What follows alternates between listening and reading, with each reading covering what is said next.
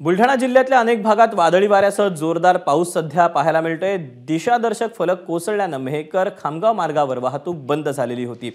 बुलढाणा जिल्ह्यातल्या मलकापूरला वादळी वाऱ्यासह पावसाने झोडपून काढलेलं होतं आणि अशातच या वादळी वाऱ्यामुळे दिशादर्शक फलक कोसळल्याने मेहकर खामगाव मार्गावरची वाहतूक ही बंद झालेली होती। सोसायट्याचा वारा, जोरदार पाऊस यामुळे नागरिकांची तारांबळ देखील मोठ्या प्रमाणात उडालेली होती।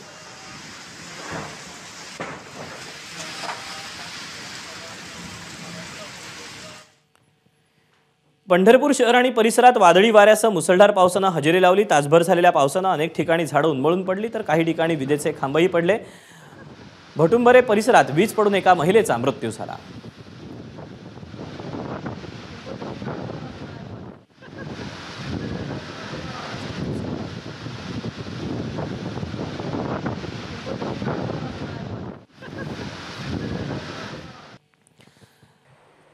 आजपासून मासेमारी करणाऱ्या बोटी किनाऱ्यावर विसावल्यात। पुढचे 3 दिवस पारंपरिक मासेमारी बंद राहणार आहे। पावसाळ्यात येणारे तुफान आणि खवळणाऱ्या लाटांमुळे कुठलीही जीवितहानी होऊ नये यासाठी खबरदारीचा उपाय म्हणून मासेमारी बंद ठेवण्याचा निर्णय घेण्यात आलाय। पावसाळा संपल्यानंतरच आता या बोटी पुन्हा समुद्रामध्ये झेपावतील।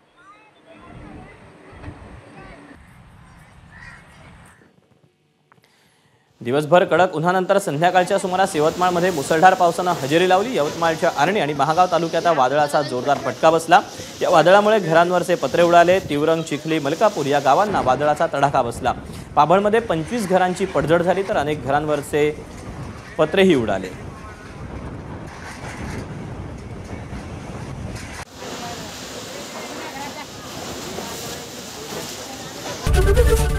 एबीपी माझा, उघडा डोळे बघा नीट।